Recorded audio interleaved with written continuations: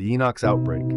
The first case was dismissed as food poisoning. The guy had been found in his apartment, frozen in place like a statue, his eyes wide with terror. His autopsy revealed something worse. His brain had been hollowed out, chewed away from the inside. Dr. Cale Ramirez knew something was wrong when the more cases came in with the same symptoms. Same eerie paralysis, same dead, glassy stare. But the kicker? This one had been caught on surveillance footage the day before, stumbling through a grocery store, running his hands over fresh produce, smearing something unseen across the food. By the time they realized what was happening, it was too late. The infection. Enox wasn't a virus, it was a parasite, microscopic, undetectable, and devastating.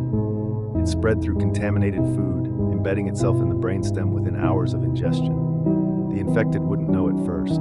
They'd just feel hungry, not normal hunger, a gnawing, desperate craving. Then came the compulsion.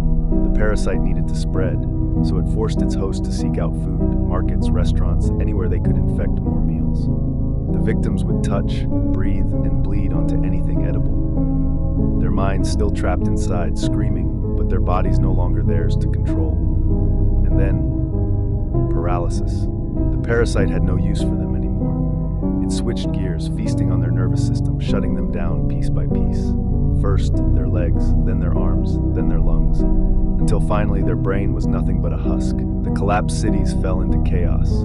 Food distribution shut down. No one trusted anything anymore. The only safe meals were ones you grew yourself, if you could even find untainted soil. Supermarkets became battlegrounds, filled with the corpses of those too desperate to resist temptation. Governments burned everything. Entire fields of crops, warehouses of packaged goods, all incinerated in a desperate bid to starve the parasite out. But it was already too deep. Already inside too many. Dr. Ramirez watched from behind the glass as the latest victim convulsed. The man's face twitched, his fingers flexing against restraints as if still trying to reach for something, still trying to spread the parasite. Then, stillness. His body had become nothing more than a shell, and somewhere inside, Enox had finished its meal, and it was still hungry.